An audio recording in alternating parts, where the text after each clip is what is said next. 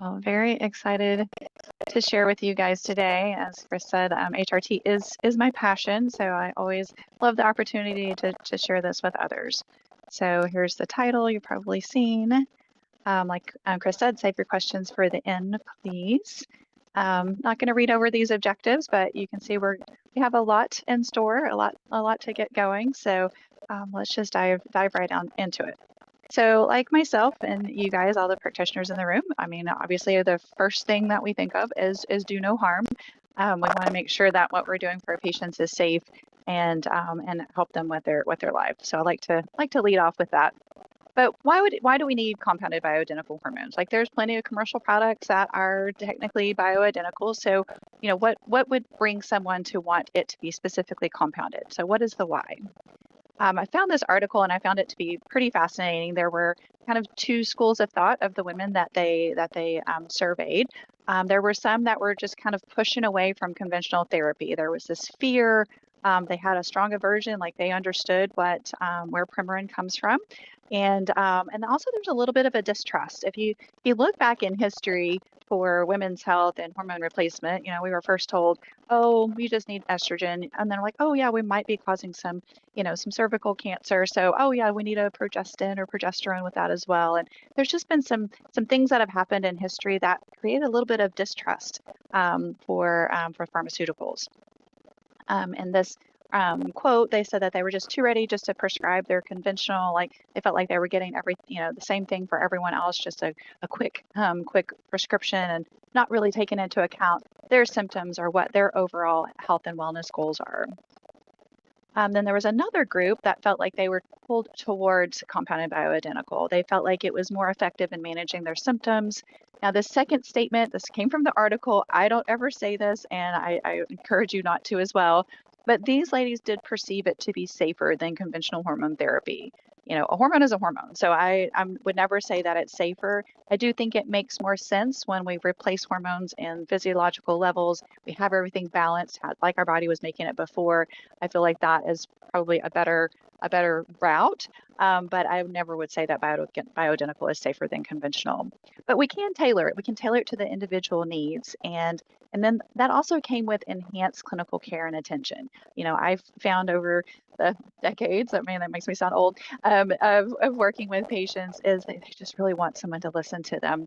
Many of these ladies are told they're crazy. They're told to go see a psychologist or psychiatrist, and that is all in their head when they're having all of these symptoms. So that enhanced clinical care, I think, is really, really what draws women to this. And this was another quote from the article. They just felt like it was just more tailored to the individual needs, that whatever their main symptoms were, that those were being addressed, and it was their own little hormone cocktail. So I really, that comes back to listening to these patients and working with what they have going on. Because one size does not fit all. The patches, there's an issue. Some ladies have problems with the adhesive. They have an allergy to that. Heat transfer. I live in the Dallas area, and I had a patient that was a semi-pro golfer, and she came in. If you've ever been in Dallas in August, it's pretty darn hot, and she was like, "I feel like I put that patch on, and it's just gone."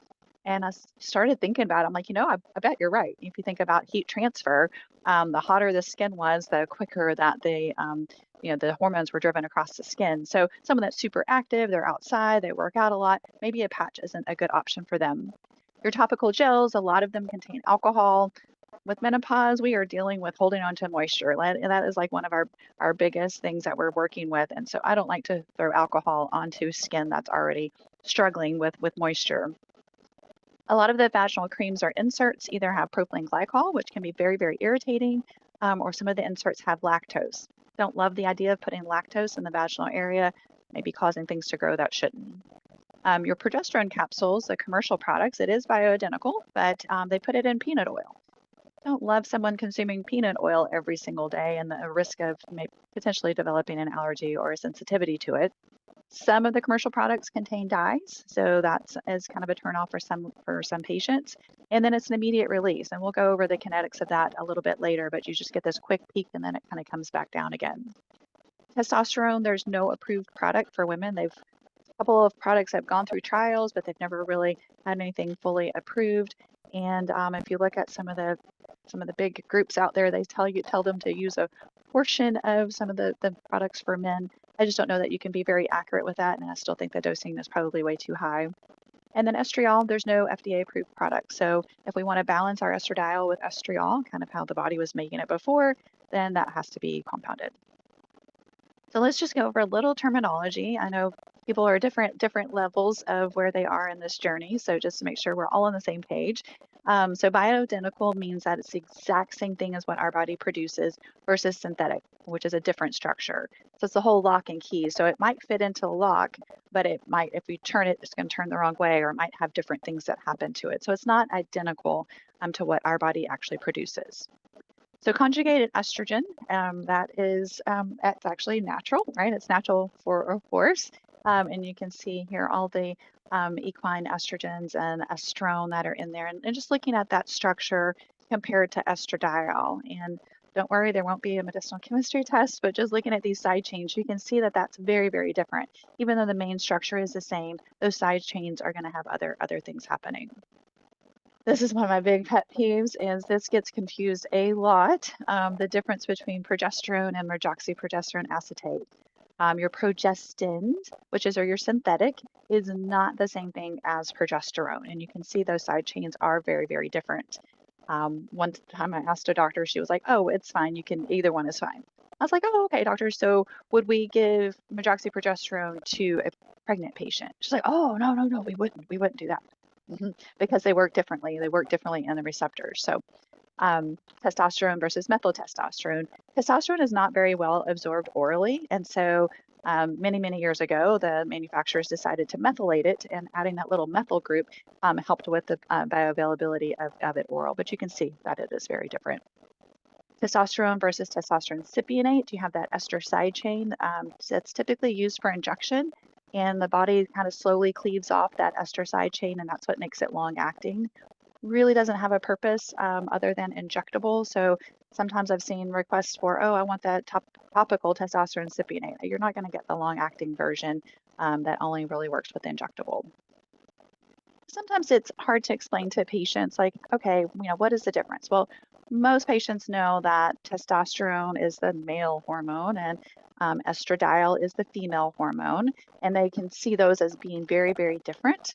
But if we just look at those two molecules, that hydroxyl group is the only thing that's different.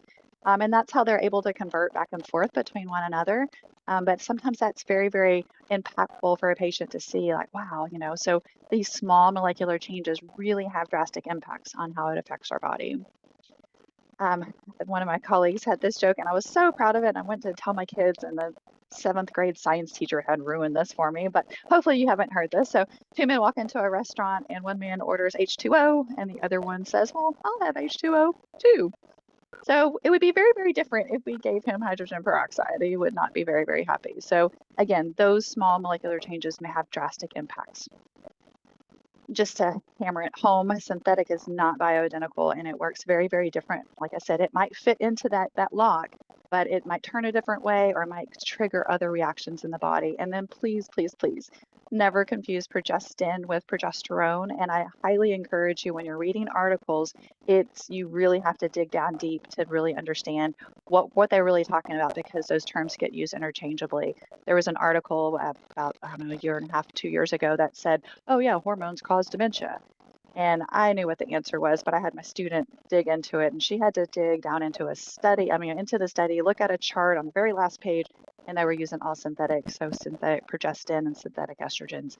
But that's not what the title said. The title said hormones cause dementia, which is very opposite from the truth. Okay, so with compounding, we back when I started eons ago, we were all doing trias. So it was like, oh, let's replace what the body was making before. So it was estriol, estradiol, and estrone. And then over time, it's like, well, women after menopause, most of them make plenty of estrone because that's made from adipose tissue. So do we really need to give estrone? And so that kind of changed things where we're like, okay, well, let's just do bias. Let's just give estriol and estradiol. And looking at those arrows, it's not a mistake that estrone has a one-way arrow to estriol. Estriol is an end product. And to me, that's what kind of helps with it, the safety part of it is it doesn't backtrack. It never goes back to estrone or estradiol, where estradiol and estrone go back and forth.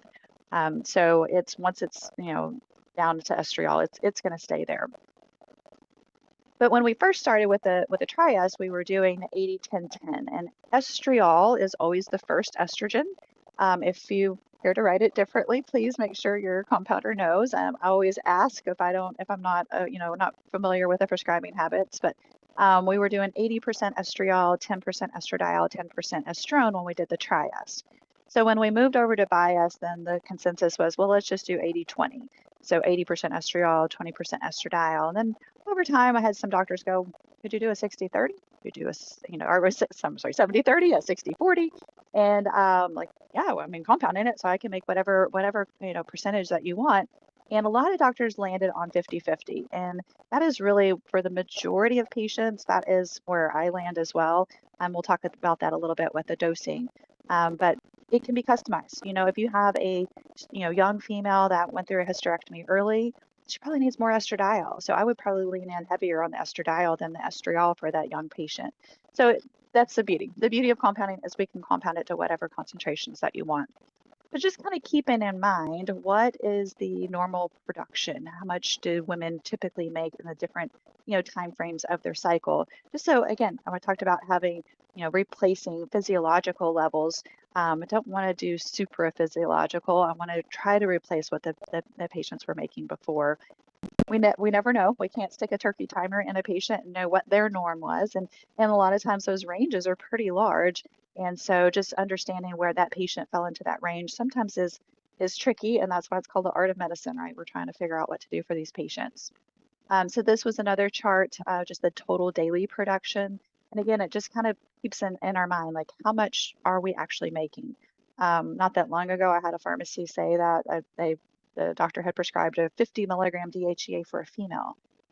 Yikes. I mean, even if, we're obviously not going to absorb all of it when we take it orally, but if she normally makes 6 to 8, maybe we need to dial that back a bit and make sure that we're not giving her too high of a dose.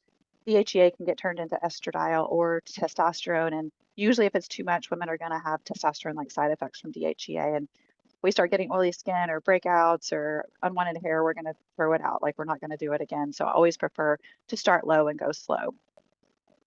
So some common strengths and directions, and there's no really right or wrong answer. Like, we have to really fine tune it to our individual patients. We have to listen to our patients' symptoms. We have to follow their labs. We never don't just want to treat a lab. We never just want to treat a symptom. We want to marry the two. But I'm going to give you some common things that I typically see, but that doesn't mean if it's outside of that range that it's wrong. It just means that's just not what I commonly see. But different areas of the country have different practices as well. So, but it always is best to start low and go slow. Don't like to give estrogen by mouth, and there is a lot of data to support that. Some of the metabolites, when you take it orally, can increase clotting factors. It's just not a great thing. When there's so many topical options, I don't think that we need to be doing that by mouth. If a patient is still cycling, if it's a regular cycle, she's making enough estrogen to build that lining. So even though we may have caught her a little on the low side, and when we test it, and always keep in mind that a test is a one-time snapshot of what's happened at that moment, doesn't necessarily mean she needs estrogen yet. And we'll talk about perimenopause, which is the toughest time in a woman's life. But if we're still building a lining, we're still making estrogen, even if it's not consistent. If a patient has insomnia, oral progesterone, one of the metabolites when we take progesterone orally is allopregnanolone, and that helps with anxiety and depression and sleep. And especially our perimenopausal ladies, postmenopausal, they're really having a hard time with sleep, and sleep is so critical for other functions that we want to make sure we're getting them to sleep. And I like to do oral progesterone for that. Follow-up is key, and that's why working with a great pharmacy like Johnson, to where they can maybe help you with that follow-up, because the last thing we want is a patient to get a little bit down the road and then maybe she's not using it right, or maybe she had some problems and we could have fixed that if we had kind of touched base with her sooner. Sometimes we get patients that are on crazy doses. I had a patient one time that was on 12 milligrams of topical estradiol. And, you know, your knee-jerk reaction is, oh my gosh, that's too much. I need to take her off of that. But we don't want to abruptly withdraw her. Number one, the studies show that it could increase cardiovascular events. But number two, you've already upregulated all those receptors, and all of a sudden we drop her down to what we would consider a normal dose. Then she's probably going to have a lot of symptoms and probably going to, her family's not going to want to live with her. So if someone comes to you on a super high dose, let's slowly bring them down. Like I like to do like 10%, maybe every month, month and a half, depending on how well they tolerate it. But let's not do an acute withdrawal. So PMS, a lot of those ladies are just maybe not making enough progesterone, especially if they're under a lot of stress or they've had recent infections. There's some reason their body isn't making a lot of progesterone. We can compound progesterone for them. It could be a slow release, which is, like I said, going to give you that better release, or maybe they still want an immediate release and they just want it dye-free or peanut-free. So that can be done. 25 to 300 typically at bedtime, because especially orally, it's going to help with sleep. It can be given cyclically, obviously for your PMS patients, they're still cycling. So about 3 days after ovulation, if they're having a lot of symptoms, you know, prior to that day 17, I'm okay starting it a little bit earlier just to get a little progesterone on board, just to help them with their symptoms, unless they're trying to get pregnant. And if they're trying to get pregnant, we can't give progesterone until they've ovulated. Otherwise, we could prevent ovulation. These patients also do really well with topical, and there can be a wide range of dosing with that as well. But same thing, we want to start about 3 days after ovulation, unless they're having some problems prior to that. So this is our lovely, you know, time frame from our last regular period to our really last period is the ups and downs. That's the perimenopause. Was at a conference and this doctor said that perimenopause is our ovaries are like a ketchup bottle, and how you hit the bottle, hit the bottle, hit the bottle, nothing comes out, and it's estrogen goes everywhere, ketchup goes everywhere. That's what's happening with our ovaries. They're sputtering, and so that's why you see the ups and downs in that graph there. And it's that sputtering, that ketchup bottle was just such a great image for me to understand what's going on. So we may test and we may catch them and they're super high, they may be super low, until we get to that last period. That's when it's difficult. It's difficult to figure out exactly when to initiate, you know, the estrogen part of things, because their levels are definitely declining. But it's a moving target, and that's what this graph is for. And it's just really hard. Definitely can do progesterone, and sometimes that helps just kind of modulate things as we work through that time frame. Sometimes those ladies will say, well, I feel great the 2 weeks you're giving me progesterone, and I feel like crud the other time. And so if that's the case, then I don't mind giving them a little bit, say day 5 through, you know, 14, or just, you know, just a lower dose initially, just to kind of, again, help them with their sleep, help them get through that time frame. If they're having very irregular cycles, they don't know when their days are, we can either go by the calendar, or we can try to figure out like when they did cycle and kind of backtrack from there. Or if it's like very, very irregular, or they're really close to a year without cycles, we could do a daily dose. But I don't like to try to override what the body is doing. I feel like the body's going to do what the body's going to do regardless of what we do. But we can give these patients either oral or topical. But like I said, most of these ladies are having trouble sleeping, so my preferred route is oral. I know I said progestin. Progesterone was one of my pet peeves. I guess I have more than one. This is one of them as well. There are progesterone receptors all over our body, and I feel like it's very narrow thinking when we think that progesterone's only role is in the uterus. Now, there are a lot of receptors in the uterus, don't get me wrong, but there's receptors in the sinuses, and the intestines, and the thyroid, and the breast, and the brain. It's all throughout our body. So it's always meant to kind of balance out estrogen. And so regardless of what's gone on with a woman's uterus, we need to be giving progesterone as well. And there's cardiovascular advantages of giving progesterone. It can enhance the effect of estrogen. Basically, progesterone makes estrogen receptors work better, and vice versa. Estrogen makes progesterone receptors work better. So they're meant to be together. It's just so important for many other things in the body, but we still need it even if we don't have a uterus. So once we've hit that menopause and the ovaries have stopped sputtering, Then this is where we add the estrogen, and it can be an 80-20, a 50-50. I said that I prefer a 50-50, but kind of the other, that's for the majority of patients. For if it's an older patient that's just getting started, I'm more likely to do an 80-20. Or if there's a strong family history of breast cancer, then I might do an 80-20 or even a 90-10, just depending on where the patient is. If I have that younger patient, then I might do a 30-70. I might do more estradiol than estriol. But again, the beauty of compounding is we can really individualize it to those patients' needs. And the dosing, we can individualize that as well as, working with that individual patient, and you're testing them, and we need to say go higher than this or start lower. That's something that can be done. Testosterone, possibly would maybe need to go up to even 5 milligrams. But again, we want to start low and go slow and work with those individual patients to get the appropriate dose. It's not cookie cutter. Unfortunately, it takes a lot of work on everybody's part. If we're going to give vaginal estriol, I think the pharmacy makes a vaginal cream or a vaginal capsule. I had great success doing a 0.5 milligram dose. There's even studies showing 0.05 and 0.03. So, I mean, a low dose of estriol can be very, very effective. One is probably the most common, but you can adjust that to the patient. We want to do it just like any other vaginal cream, where we're going to do it nightly for 10 to 14 nights, and then 2 to 3 times per week after that as needed. If after those 2 weeks, if they've been very depleted for a while and they're still having symptoms, I don't know that it's a hard stop at 2 weeks.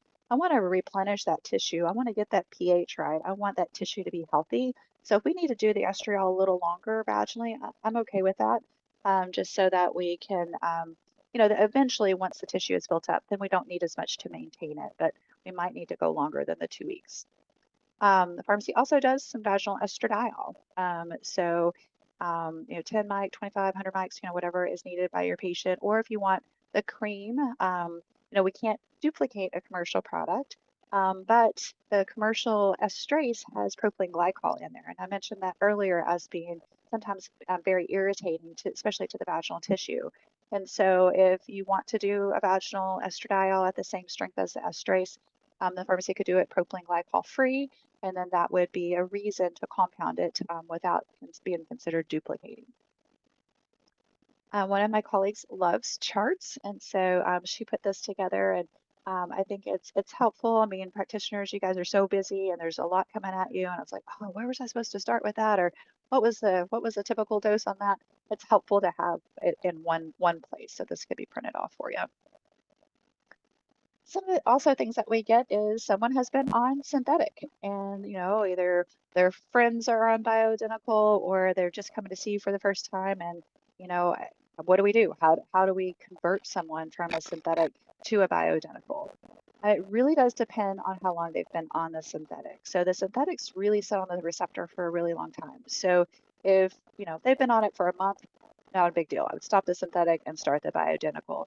They've been on Premarin for 20 years, we probably want to try to taper them down. I never wanted a patient to refill another prescription of their synthetic, because the reason they were coming to see me was because they didn't want to be on that anymore. So sometimes I tried to work with what they had, but some patients are extremely sensitive, and we have to really be careful as we're transitioning them. And then they need to know it's not an easy process. No matter how slowly we taper, no matter what all that we give them, there's going to be some bumps in the road, and they have to be kind of committed to making these changes. If they've had a hysterectomy and they were just seeing a regular practitioner, more than likely they were not on progesterone. So like I said earlier, how progesterone can make estrogen receptors work better. Sometimes that addition of progesterone can make a big difference when we're tapering from synthetic to bioidentical, but it doesn't make it easy. It's still a rocky road, and we can get there, and just give them that hope that they will get there, and they will work through all the bumps in the road, but it's not super easy. Sometimes we have patients that are on patches, or they started on a patch, and they, either for the adhesive reason or the heat transfer reason, they don't want that anymore. Patches are confusing because they are dosed as in vivo delivery. So it's not the amount of hormone that's in the patch, it's the amount of hormone that's delivered across the skin over 24 hours. Where our compounding creams, we talk about how many milligrams per gram or how many milligrams per milliliter are actually in the cream. And so it gets confusing when we start looking at 0.05 milligrams, like that seems like it's such a tiny amount. How does that compare to a compounded cream? So what we want to do is we want to look at that patch. On the package insert of every single patch, whether it's a generic or a brand, it will tell us how much estradiol is contained in the patch. And like this one is a twice a week. So what we would do is we would take the 0.78 milligrams that's in the patch, divide it by 3.5 days. It's how often they would be changing the patch. So roughly they would be getting 0.22 milligrams of estradiol if it was releasing exactly the same amount every single day. Want to try to match that as close as possible, but not make the pharmacy have to do crazy math. So we'd probably just round that to a 0.25, or I would round it to a 0.25. But I like to add the estriol back in. So, and like I said, I really like a 50-50, and especially on someone that's converting, I want to try to meet the estradiol where it was. And so then the estriol is kind of an add-on on top of that. So I would do a 50-50, 0.5 milligrams per gram. It's just a place to start. We're going to have to monitor that patient, and we're going to have to, and then depending on that patch, if that patch wasn't enough for the patient, then I might ratchet that up a bit, or if she was having breast tenderness or fluid retention, then I might dial it down a bit. But that's a way how we can at least look at numbers to try to match up. But again, every patient's going to be different, and how they're going to absorb it is going to be different. Mentioned this a little bit already, but the advantages, we can add estriol and testosterone to their regimen. There's more options for progesterone besides the 100 milligram, 200 milligram. It can be dye-free, peanut-free. We can make it slow release. We can give progesterone transdermally. And then we can do some combinations. Now, I never really like to start out with a combination. Anytime a patient talked me into it, I regretted it every time. But I would tell my patients that was the goal. Like once we figured out what dose was working well for them, we could start doing some combining, and save them some money down the road. But the other thing is just it's highly customizable dosages, and that's the beauty of compounding. So I wanted to talk a little bit about slow release, and some of it is a little semantics. You see SR, sustained release. Well, that we would have to prove how it was released, how that release was happening. So SR really means slow release, like we're slowing it down. And I know that's just semantics. Some pharmacies prefer that you write E4M because that's the agent that we use. The Methocel E4M is what we use to slow it down. It basically kind of gums it up. But I just wanted to show you kind of like what it looks like for, a commercial product without the Methocel in there. So you see that quick peak, and then it starts to slow back down. Where this was a study done looking at progesterone and slow release. It was 2 different excipients that were used, but you can see how that slow build up. So I kind of put these side by side. Now the numbers on the side are a little different, but just more like the image of that peak coming up and coming back down versus that slow build was the image that I wanted you to have. So it's just I think patients do better when we have that slow release versus that peak. So mentioned follow-up and adjustments. That really follow-up is definitely the key. We want to give them 4 to 6 weeks before we start making changes. Now we all have those patients that are like, they applied 1 dose and they want to be fixed, and so we need to encourage them to give it time for levels to build up. But we also just want to do, if we're going to increase, we just want to do that slowly. So maybe just increase by 25, 50% at the most. But everybody responds differently. What works for one is not going to work for the next. And the more we do this, the more we learn, and our patients are our best teachers. But the way that we learn, and maybe I'm the 3-year-old that always asks lots of questions, but half of science is asking the right question. We want to make sure we're getting in all of the details. PCCA has a confidential hormone evaluation. We recently updated it to really include more information, like all the pieces of the puzzle, because it's more than just their labs. It's more than just their symptoms. What are their genetics? What's their lifestyle? How much stress are they under? How is their adrenal and thyroid playing a role? Like all of these things come together. It's not just, okay, here's your hormones, move on down the road. There's a lot that goes into it. And so how do we evaluate? There are these three different buckets, and they all have their pros and their cons. There's no perfect test. I look at each of these buckets as giving us different information. And like I said, I don't think one way is right and another way is wrong. I think sometimes we have to utilize multiple modalities to get the right information that we need for our patients. Most prescribers are taught about serum. Like serum is their gold standard. That's what they're taught in school. And so it can give us information. It depends on whether we're looking at the endogenous production, in the injection or pellet therapy. We really can see the levels in serum very, very well. We don't necessarily see it as well in when we're applying it topically. So that makes it a little difficult. But sometimes, we just need to kind of know where a patient is, and maybe they can't afford other type of testing. And so if we start out with serum, I think that's fine just to kind of see where they are. But I would always kind of let them know that doesn't make sense, or we need to see what's going on after we initiate a topical, then we might have to do some another type of testing from time to time just to kind of monitor. Also, kind of understanding when the last dose was given, to know whether we're checking a trough or a peak. I recently started testosterone sublingual, and I wanted to see what my peak was. And so I drew labs. I had my PA draw labs 2 hours after I took my dose. And but she called me with the results. I'm like, don't freak out. That was a peak. I don't have any oily skin, any breakouts, no signs of too much testosterone, but I wanted to see what my peak was. Next time I'll do a trough. And she's like, okay, I was wondering when I saw your numbers. So that makes a huge difference. And we sometimes will make our decision without ever asking, hey, when was the last time you took your dose? To really understand what that number means. If I hadn't told her that I took it at 6 and my labs drawn at 8, she would have wanted to decrease my dose. So that's always a great question, because sometimes, patients, they don't really pay attention, right? They weren't necessarily planning it out the way that I did, but they want to, they're just, going about their day, and they either took it or they didn't take it. And then you get your numbers and you're like, oh, things are terrible. Always ask when they took their last dose. The saliva.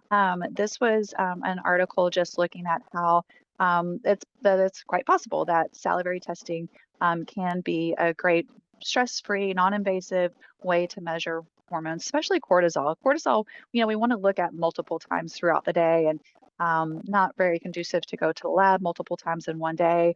Or some people are afraid of needles, or they're fasting when they go, or they've driven in traffic and they're stressed out. So I don't think a morning cortisol draw is in the serum gives us the full picture. Where if we did saliva test, 4 times in one day, that's going to give us better picture. We'll look at that in a second. But this was looking at estradiol, that it correlated well in the serum in this study. And then this was looking at also just different topical estradiol, progesterone, testosterone, and they tested saliva, capillary, so the capillary blood, and then urine levels, and found that that topical hormones best was represented in the saliva test. Now, one of the doctors that wrote this, he does have the saliva test company, so take that with a grain of salt. But I do think it does give us good information. This was looking at after the application of a topical progesterone, again, looking at saliva, capillary, that they saw.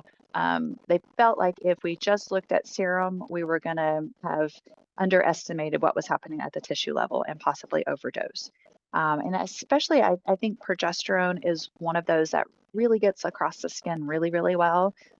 Recently, I had a member of a pharmacy that their estrogen, progesterone, testosterone were all in the same cream, but only the progesterone was like through the roof.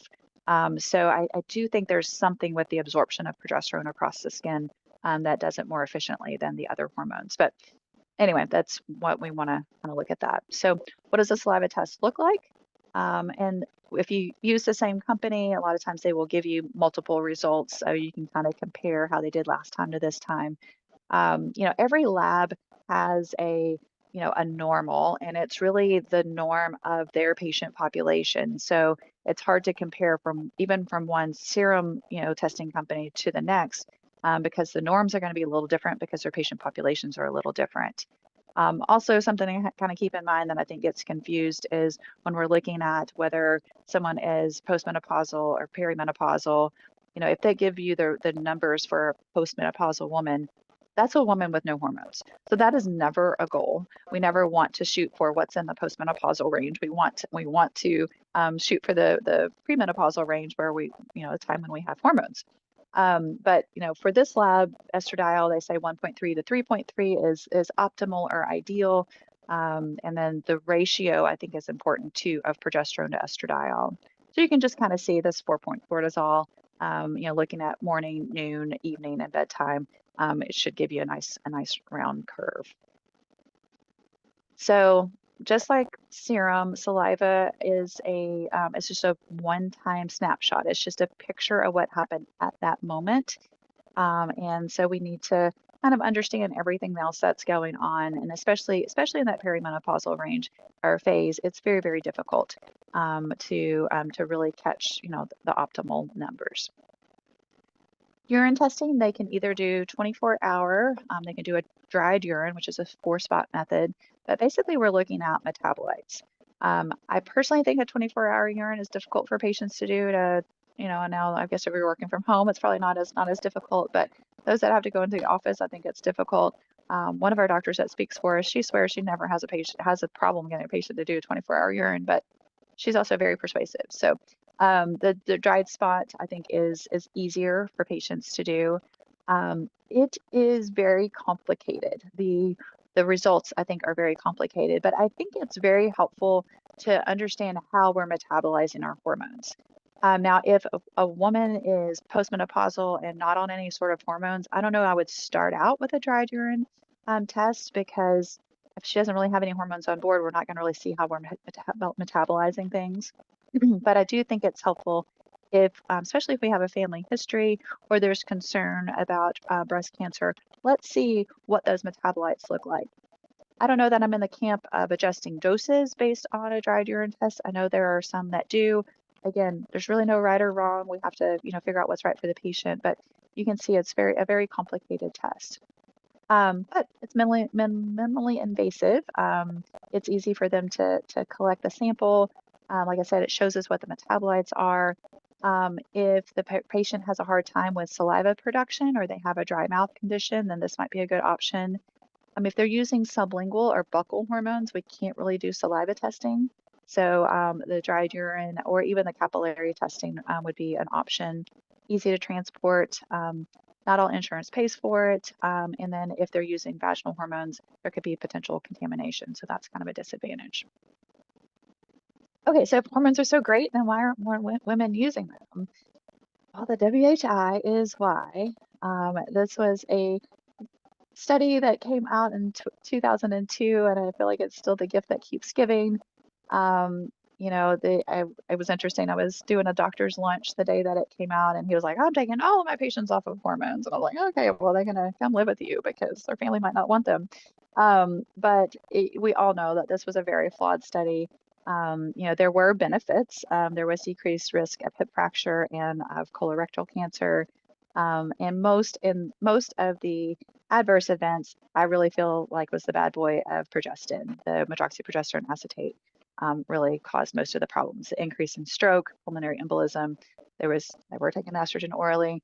The medroxyprogesterone acetate is vasoconstrictive, where progesterone is vasodilatory. So it shouldn't have been a surprise because there were studies showing that before.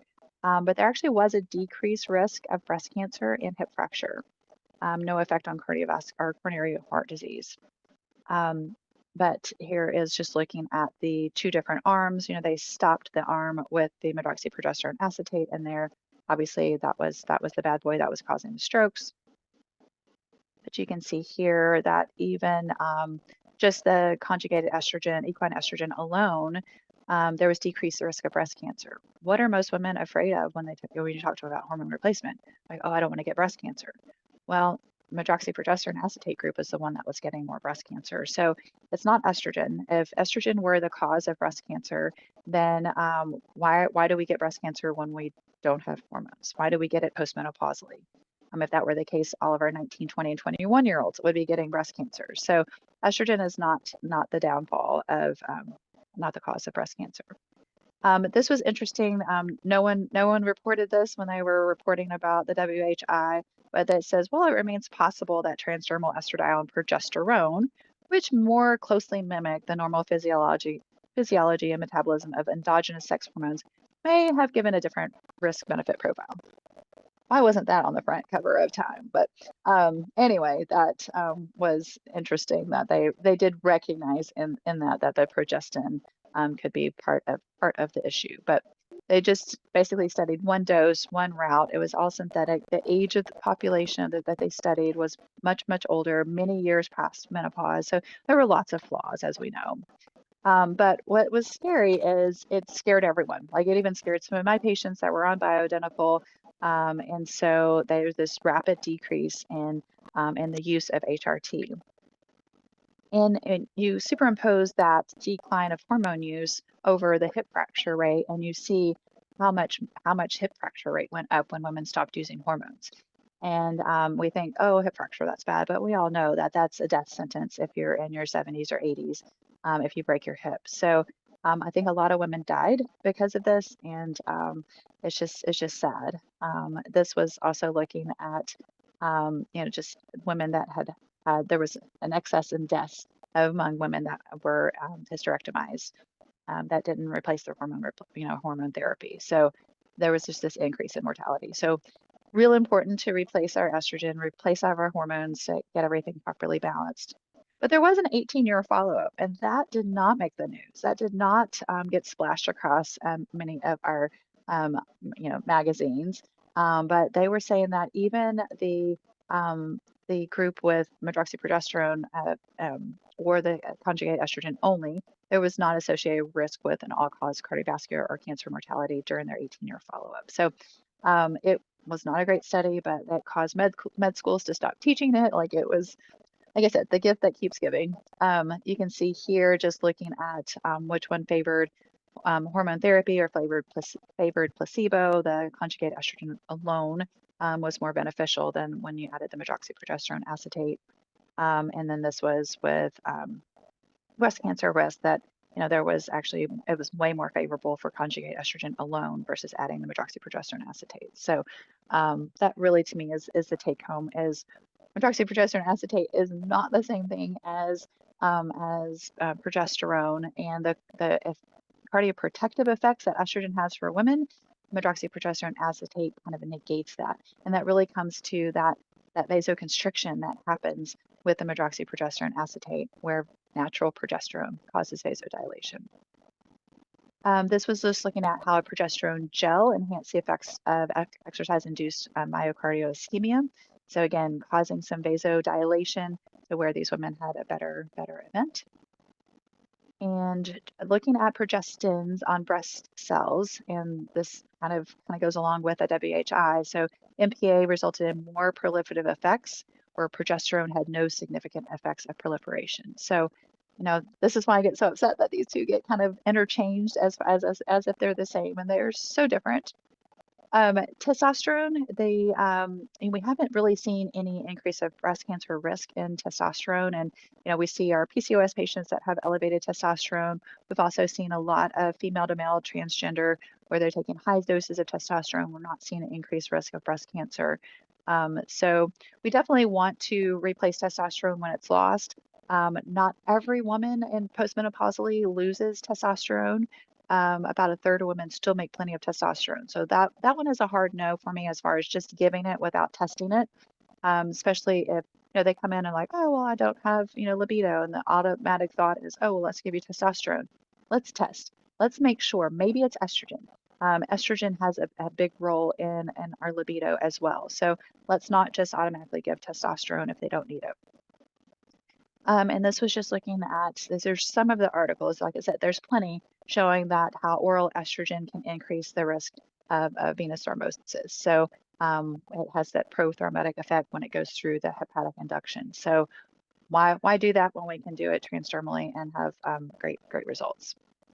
Oral but not transdermal estrogen is associated with the risk of VTE. Another study, transdermal route avoids the hepatic first pass metabolism, so you don't have all the coagulation markers that you see with the oral. And oral estradiol is associated with a marked and rapid increase in C-reactive protein. So again, a pro-inflammatory marker, where transdermal estradiol is not. So the route makes a difference too when you're reading these articles. Make sure you understand what they used and then the route of administration to really understand the results. Then we had the lovely NASEM report that came out in 2020. I was actually sitting on my computer when they and listening to their findings, and they couldn't hear me screaming at the computer. PCCA, one of our interns at the time, she's now on our R&D team. She combed through the literature and provided a very detailed list, breakdown of every single article. It was hundreds of articles we sent, and they chose 13. They cited 13 in their evaluation, so it really wasn't comprehensive or representative. We are really hoping with this new administration that we can maybe put the NASEM report to bed.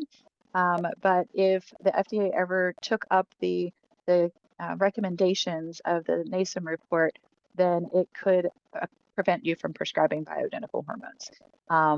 Really the only reason to prescribe it would be if the patient had an allergy to an ingredient or an excipient, and they were basically said that wasn't super common. It is common. I had lots of patients that were that way, but we're hopeful that we don't have to worry about this. But it is something that we constantly are fighting.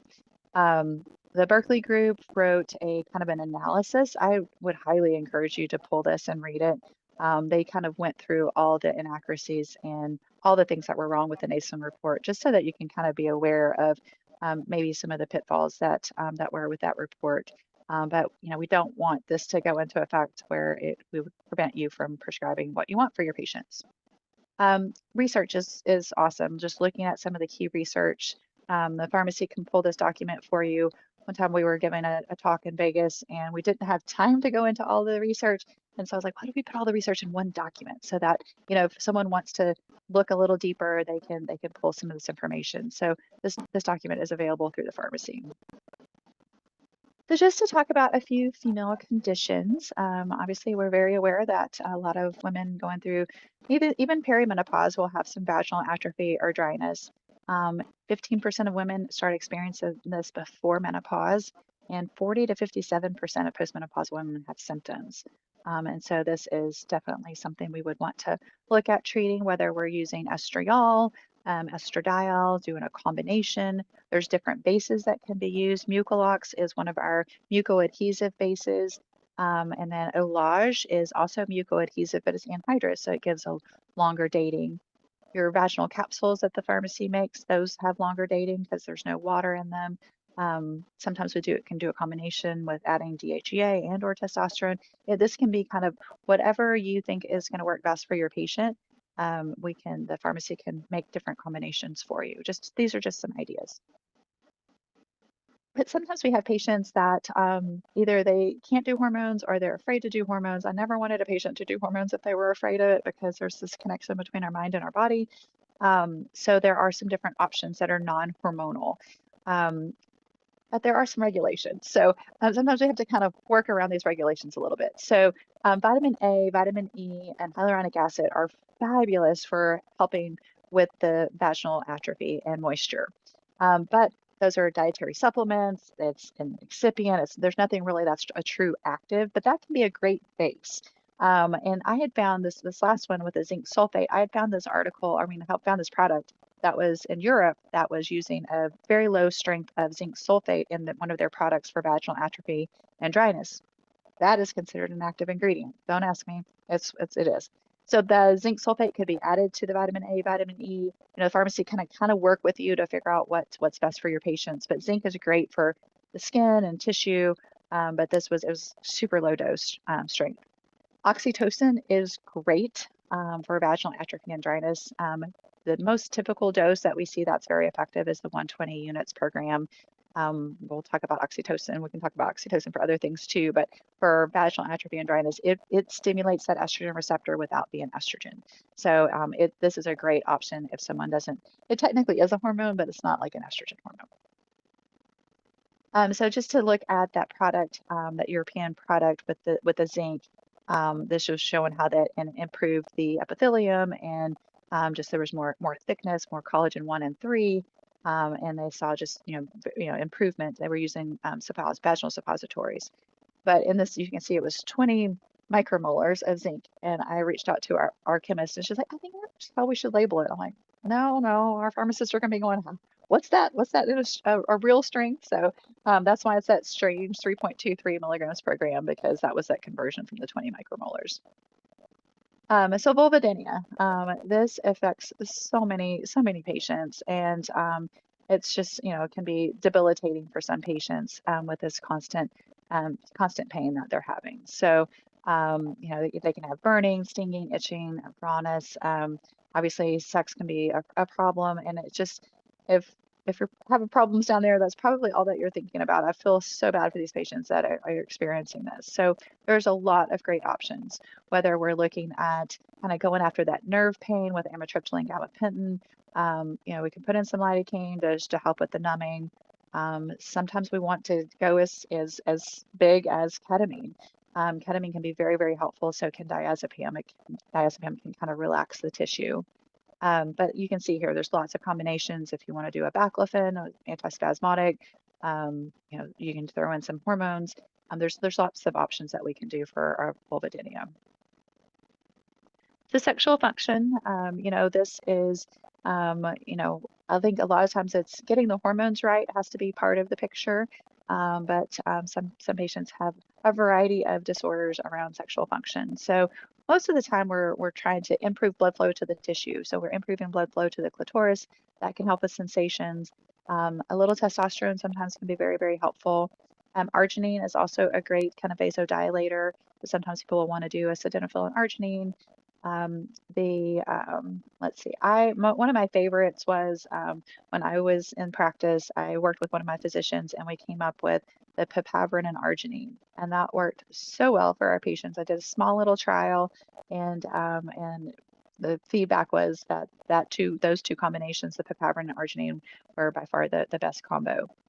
DHEA, there is a commercial product, Interosa, and they studied everywhere from 3 milligrams all the way to 13 milligrams. It's 6.5 milligrams, so as long as we're not doing the same strength, then we're okay. And then oxytocin again can also help. Now, if they're really having sexual dysfunction, I prefer if it's a cognitive thing, kind of that connecting with their partner, then I would want to do a nasal spray. But if they're having vaginal issues, then we can do it vaginally. BV is also something that happens when kind of things get out of balance. And so you have the vaginal itching and burning during urination. Sometimes we need to culture and see what's going on, but there's a variety of different antifungal, antibacterials that we can do to treat. I had a pharmacy that called in that the patient had failed everything and the lab had recommended flucytosine and the patient couldn't afford it. It was thousands of dollars. And so I did a little research and found that there was a white paper on boric acid and EDTA. So EDTA is normally like a chelator, kind of an antioxidant as well. We came up with this formulation, and it's been very, very successful of getting the pH right, and then taking care of those biofilms that some of those bugs are really smart at covering themselves up and not allowing your body to kind of fight them off. So that boric acid EDTA one is a really good one. Lichen sclerosis, postmenopausal women are at higher risk, but they can have, the itching, some scarring. It can really, really take on a life of its own and be very, very painful. I think the most common treatment is to do a steroid, so like a clobetasol. But I love using that naltrexone. The low-dose naltrexone orally could possibly help, because I feel like this is probably a little autoimmune. But topically, it's going to help with the itching. It's going to help with the inflammation. We can throw in the ketotifen, which is a great antihistamine, throw in the tacrolimus. So you can see there's a whole variety of options that we can use to treat our patients. So estrogen and GLP-1s, I think everyone is very familiar with GLP-1s. We've been talking about semaglutide for a really long time, but a little over a year ago, one of our doctors from Stage talked about how estrogen and GLP-1 receptor are located in a similar area. And so it's really important to make sure that our estrogen is properly balanced for the GLP-1s to have the optimal effect. And so this was a study in mice. just looking at that interaction between the GLP-1s and the other hormones, especially estrogen. And unfortunately, when they were testing the GLP-1s, they only tested it in males. But we know that estrogen plays a role in the food reward cycle. They looked at some women that had their ovaries removed, and once they gave them estrogen, then they weren't necessarily going for those comfort foods or the high fat, high sugar, and they actually even reduced their normal standard food intake when estrogen was on board. And so estrogen can cause some functional changes in the GLP-1, and so just important to have the hormones perfectly balanced to have the best effect of the GLP-1s. And a lot of women after menopause are gaining weight, so just trying to get that estrogen on board is helpful. Now, I haven't seen anything with men, but in my mind, what estrogen does for females is what testosterone does for males. So I think everyone needs to have their hormones properly balanced to get the best effect for their weight loss. Women report high levels of craving of rewarding foods such as chocolate. I may still use that as an excuse even though I'm postmenopausal, but cravings were reported to be more persistent when there were lower levels of estrogen. So there's just kind of another food for thought that estrogen plays a role in that seeking out reward food. So you guys are in the right place. You want to make sure you're choosing the right compounding pharmacy, one that has the quality ingredients, detailed procedures, quality control processes, because PCCA kind of goes above and beyond, I think. No, I'm biased because I've not only worked for PCCA, but I was a member before I came on board working for them almost 13 years ago. But I always knew when I was in the pharmacy that if I was getting my stuff from PCCA, I could sleep at night because I knew they were doing all the testing for me. So PCCA will assess the manufacturer. We get samples of their products and we test it in our own lab. We test the products in our formulas to make sure that they're going to work. And then we've been in business over 40 years, but it doesn't matter if we've had the same manufacturer the entire time. We're going to reassess that manufacturer. We're going to make sure that what they're sending us is really what it is. A little white powder in a bottle looks the same. So there's no way that the pharmacy can do all those things. So PCCA does that for them, and you can rest assured. Because accuracy matters, precision, we want to make sure your patients are getting reproducible results. And those outcomes, that's a reflection of you as well. So if you're using a pharmacy that's maybe not using the best ingredients and the patient doesn't have good results, that is a downside. So just as a C of A, a certificate of analysis of one of our chemicals of the estradiol, and just looking at particle size. So that D90 less than 20 micromolars is the particle size. So it says that 90% has to be less than 20. That's the specs, that's the standard. And then the results are the last one. So ours were 5. So the smaller the particle size, the better the absorption is. So that can make a difference. If you have a patient that's been using another pharmacy and not getting results, and then they switch over to a pharmacy like Johnson, then we might have to adjust the dose because they're going to be getting much more quality ingredients. And with that, I want to say thank you and ready for questions. Awesome. Thank you. That was excellent. We just going to change the mic real quick. Bear with me 1 second. Sure. And we'll jump in the questions.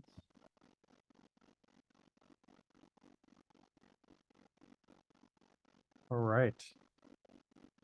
You guys hear me okay? Yes. Good. Questions? You guys, questions? No? Yeah. Can you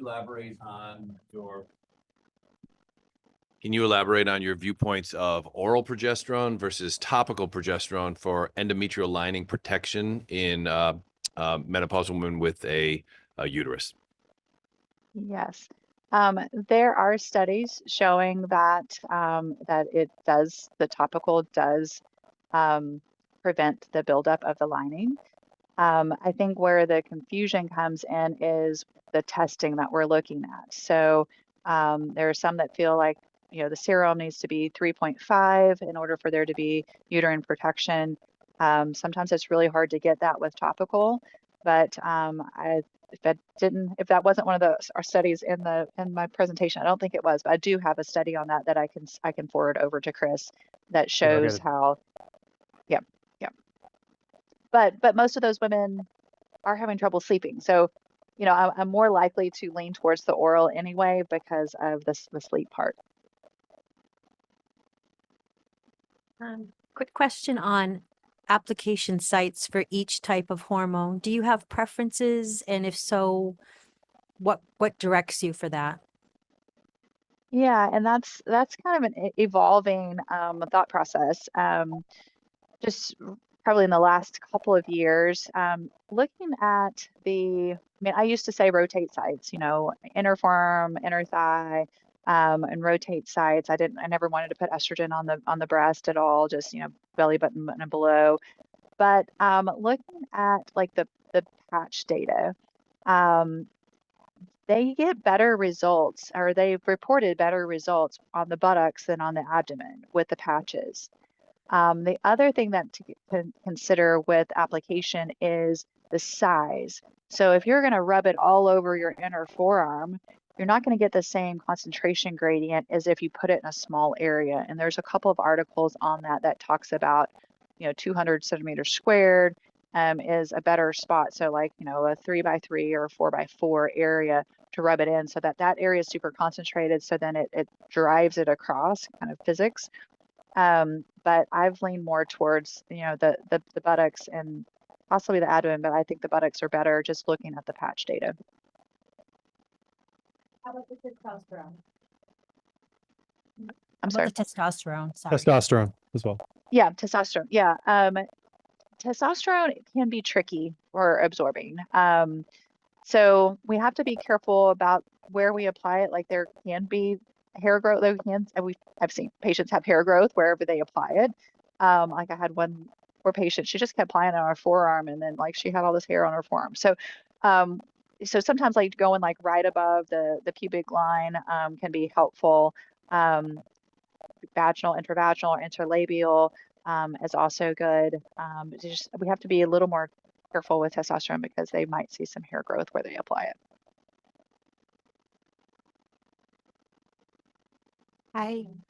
Is there any consensus now about continuing bioidentical hormones after 5 years of menopause? And also, like, what if it's 10 years after and they still want protection for their bones and their brain? Is it safe enough to use? They're gonna have to pry it out of my cold dead hands. Like I don't ever plan to stop. There is some data looking at like the bone protection that because originally it was like, oh, you just do it for 5 years for your bones and you're good. Well, I've seen data where after you stopped it, that your risk of fractures there wasn't any long lasting effects for the bones. So, and same thing, the estrogen receptors in the brain. Like if you stop taking estrogen, then those receptors are going to downregulate. So I've never aspired to just for a certain amount of time. That just doesn't make sense. And I've had patients, like when the WHI happened, I had this 70-year-old patient. She was the sweetest little lady and she got scared. She stopped it and she came in probably 2 months later and she's like, I can't think, I have no energy. I don't care what that study said. I want my hormones back. And so I've always thought, you know, quality of life. It's all about quality of life. Now, maybe as we get a little older, maybe we taper the dose down a little bit. Maybe we don't need as much hormones as we get a little older, but I still feel like in order to maintain vitality and longevity, I plan to always continue my hormones personally. Some of the questions come in on like, when do we start hormones? Like what if a patient was told she didn't need hormones and it's more than 10 years, you know, past menopause, is it okay to start hormones in those patients? I would be cautious with them. I don't know that I would decline a patient from hormones. I think the big concern is they're probably not going to get the same benefit if we waited to where everything is downregulated. I don't know we're going to get the same benefit. And that's what those critical theory studies showed, was that within 5 years, or some even said within 10 years, that's where you saw the best benefit. That doesn't necessarily mean that there's zero benefit if you started after that time frame. I think one of the concerns is like plaque buildup in their arteries. So that's why I would start with very low doses, but natural progesterone shouldn't be a problem. It was really the progestin what was the problem. That answered that. Can you just elaborate a little more about why you like 50-50 over 80-20. I trust my Yeah. pharmacists, but we're used to using 80-20, and I'd love to learn more about 50-50. Yeah, absolutely.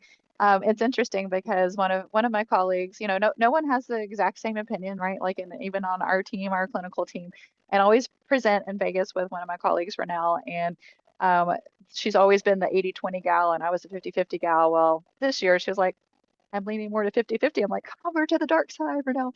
No, so what I was able to see when we started making those changes, like I said, I started with Triest, it was 80-10-10, and then we slowly, did different percentages. I feel like we were able to give much lower doses at the 50-50. Now, estradiol, it binds to both estrogen receptor alpha and beta, where estriol mainly binds to beta. But I think there is still some competition. And so I think when we were doing 80-20, that's, back then we were doing 1.25, 2.5, 5. Like we just had to go higher and higher with these doses for these ladies to get any benefit. Where when we're doing the 50-50, I feel like we're able to give lower doses because there's a little bit more estradiol on board. And that's really, estradiol is really what's doing the major work. Estriol is just meant to kind of balance it out. So that's why I'm a 50-50 for that center part of the, that little curve. The lower end, an older patient, maybe not, and a younger patient, maybe higher estradiol, but for the majority of patients, I think 50-50 works well.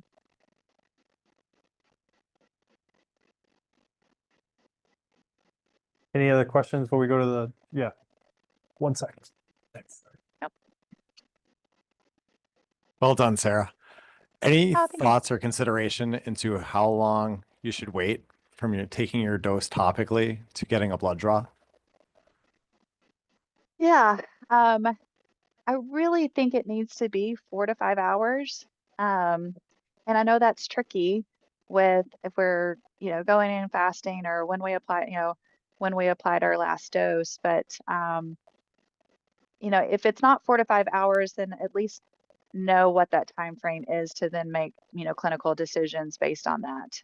But I think ideally 4 to 5 hours. Now, if you listen to some of the other doctors that, even present for us, Dr. Smith has said she can't ever catch it. She can never catch it in the serum. So I don't know. It's, with the saliva test and with the urine test, they give specific instructions on, on the saliva, it's 12 to 24 hours, like follow those instructions of those lab tests. But if we're doing serum, like mine was a sublingual, my testosterone was a sublingual that I waited 2 hours and I caught a peak. Topically, my hormones don't ever really pop up on the test much in the serum. So Thank you. I think we're good with questions here if we're ready to go to the chat. Yeah, so thanks, Thank you. Sarah. Our virtual group had a few questions. One of them is it because of peanut oil that progesterone is not indicated in females with gluten allergies or sensitivities?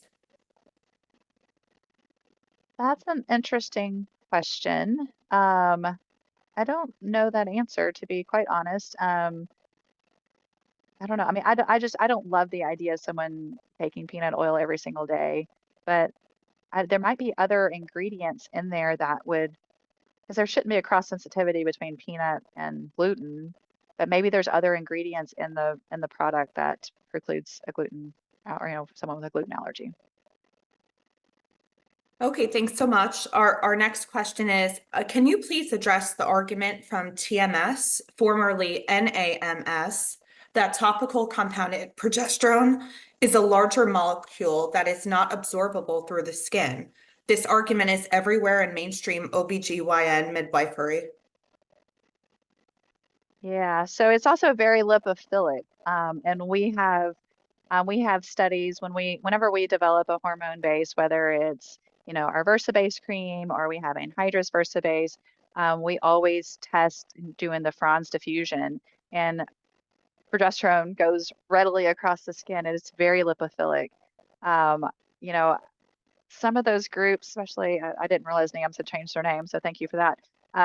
There are also ones that are telling you that compounding is bad, but oh yeah, you can do testosterone, the male testosterone doses for women, which is crazy. But no, progesterone definitely gets across the skin. I think it's probably one of the because it's so lipophilic, I think it is one of the best ones to get across the skin. But I mean, there's PCCA data on that. Great. And the next question is, could you address maybe some language or counseling for folks you think would benefit from hormones but want herbs and food? Can you do the same thing with herbs and food? It's not the same. I mean, but at the same time, we have to meet our patients where they are. Like I said, if I had a patient that was scared of hormones, I wouldn't want her to do hormones because what she had going on in her head is going to affect her body. I mean, there's studies looking at Asians that consume a lot of soy that they, do better through menopause. I don't know, there's been enough longitudinal studies to show what's going on with their brain, what's going on with colon cancer risk, what's going on cardiovascularly, if they're getting the exact same benefits. I think women get scared of estrogen and they don't realize that. I mean, and I would tell my patients this too. I'm like, doing nothing doesn't mean that you're going to be safe either. So estradiol is anti-inflammatory. Estrone is pro-inflammatory. And when we gain weight in menopause, we have more adipose tissue.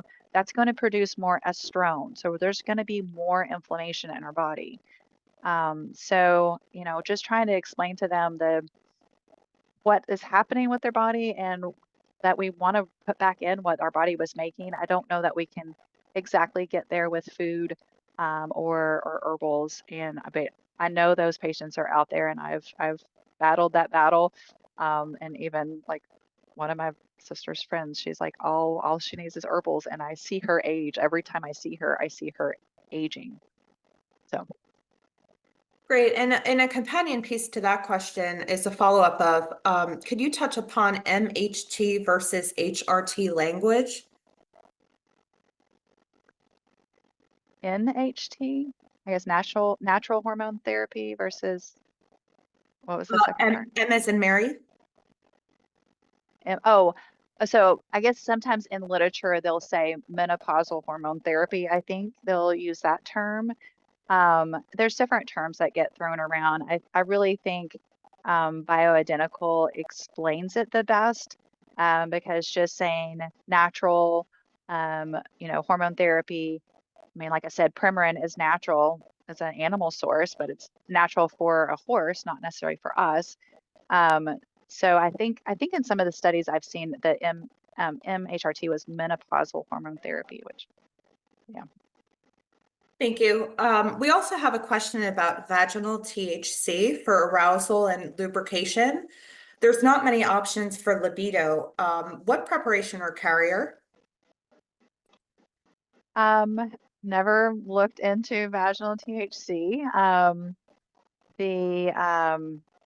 would think if we were to want to do that, then the pharmacy can't compound that, obviously, but the Elage would probably incorporate an oil, okay, and that would also have mucoadhesive properties, so Elage might be an option. I had such great results with the papaverine and arginine, and I know people have done well with the sildenafil and arginine as well, but I would think you would want something a little mucoadhesive. Okay, thank you. And then the next question is, how effective is hormone therapy when the patients are not willing to modify lifestyles such as stress reduction and poor sleep cycle, such as a 4 a.m. wake up to workout before a 10 to 12 hour workday? Wow. Okay. Yes. So, that comes with a lot of hand-holding and counseling, and we might not ever get them there. I just did a talk on Saturday on weight loss, and one of the components of weight loss was sleep and how important sleep is for weight loss. And that if you get less than 6 hours of sleep per night, that you have a higher risk of a higher BMI, like you're going to gain weight versus someone that sleeps 7 to 8 hours. And so I think just constantly talking to them about priorities and, if they're trying to wear everything, do everything all at once, and just that extra stress of that workout in the morning probably is causing more stress on their body than if they were to sleep in. I had a patient that I talked her into 30 minutes, getting to bed 30 minutes earlier. That was about all I could get out of her. and within 2 weeks, her joints stopped hurting. So then she was like ready to listen to anything that I had to tell her. But that comes with relationship building with the patient, and then speaking straight with them on, hey, you can't be everything to everyone if you don't take care of yourself. And women, I think, are really, really guilty of this. I'm myself guilty of this. But if you're so busy taking care of everyone else and not taking care of yourself, you're not going to be good to anyone. So just giving them that encouragement that they need to dial things back a bit. And sometimes that heavy workout is causing more harm. Maybe it needs to be yoga or meditation or something where they're not stressing their body out more. But stress, adrenals, and thyroid go hand in hand. Like you can't fix their hormones if you're constantly chasing their cortisol. So yeah, that one's tough. Thank you. And then the next question is, what is your preferred treatment for vulvodynia? I mean, I love I love the naltrexone. I think naltrexone is great for, again, kind of calming things down, especially if there's like burning and itching with it as well. We on the team, one of my teammates was talking to a pharmacy that they basically did naltrexone and estradiol for this patient that had like constant burning, had been burning for years. And within a couple of weeks, like the naltrexone estradiol, it calmed that down. Sometimes it's just not a simple fix. So sometimes we have to, go with amitriptyline, gabapentin. We have to kind of resort to some of those chemicals. I don't love to do lidocaine unless, we just don't have any other choices. But I like to do a naltrexone. And is there research to determine when to decrease dosing of BHRT in senior years? Not really. The traditional, literature is going to say, 5 years you're done. I haven't ever seen a study showing exactly when you would decrease. For me, it's like I think once, if you're in your 70s and maybe life isn't as stressful, and you can cut back a little bit, I think that's fine. But it's all about quality of life. So as long as you have the energy and the mental capacity to do all the things that you want to do, maybe you decrease, maybe you don't. But I don't see ever stopping. But I could understand if someone wanted to decrease, but I haven't seen literature on exactly when or how you would do that. Also, is the ZRT hormone cortisol salivary test your favorite way to assess levels? And how often should you retest? Yeah, so yeah, the 4-point cortisol, I mean, there are other companies that do that as well. I'm just most familiar with ZRT. That's one I've worked with the most. What I like about ZRT is how they also collect symptoms so that you can see that their symptoms match up with their numbers. That kind of goes hand in hand. Depending on what's going on with the patient, sometimes we had to kind of bargain. Like, sometimes they couldn't afford to do all their hormones and do their 4-point cortisol and DHEA. So sometimes we would break that up and, start, either start with the adrenals or start with the hormones. And then they would know that, in a couple of months, we're going to do this other test. And that way they could kind of plan for it. Once, things are rocking and rolling and doing well, I don't know that you would need to test the adrenals, much more than every year. The thing that happens with patients is they think that life is, just stagnant, but no, I mean, things happen, right? Things constantly are changing in our world. So maybe to start out, maybe test it, in 6 months and see if we're making improvement with the supplements. But then after that, maybe every year or every other year, just kind of get a pulse to see how their adrenals are doing. But they probably will tell you, like, all these things happen and I'm a mess now and I need to work on my adrenals. So. And if a patient has low DHEA, are you able to raise testosterone levels by supplementing with oral DHEA supplementation if they are postmenopausal? Yeah, I've seen that work really well. The thing is we just can't control it. We can't control what direction the DHEA gets converted to, but typically if they're low, and especially low in testosterone and we give a little DHEA, typically it goes that route. We just can't control it. But yeah, I've seen great results. Now I like to start low with that because again, if a woman starts having, acne or, oily skin or hair, she's going to stop it and never want to go back again. So I like to start at 2.5 or 5 milligrams of DHEA and then slowly taper up from there. And can we discuss infertility? What dose of DHEA do you recommend? Now, with infertility, I've seen some really high doses, and typically I've seen it vaginal, like 25, 50 milligrams of DHEA vaginally. That's totally different than just replacement. I think we're trying to just stimulate everything, is what I've seen in literature on that. Yeah, infertility is there's a lot that goes along with that. If it's a PCOS patient, then she might already have high DHEA. So I don't know that I would want to give DHEA for that patient. It's just a matter of I would do a great detox and then look at her stress, what's going on with her gut, maybe some good probiotics. But yeah. And I think that might be it for our virtual questions. Does anybody else have any other questions? Looks like that's it, guys. Doesn't? Yeah, looks like we're good. I Awesome. will find that article on the topical progesterone for endometrial protection and send that to you guys. I'll send it to you, Chris, and then you can forward it out. Awesome. Will do. Well, thank you so much. This has been awesome. You're Thank you everybody for coming. Very much appreciated. This has been a real treat. Thank you, Sarah. Fabulous. All right. Thank you, Julian. Thank you. All right. Thank Take care. you. All right. Thank you. Bye.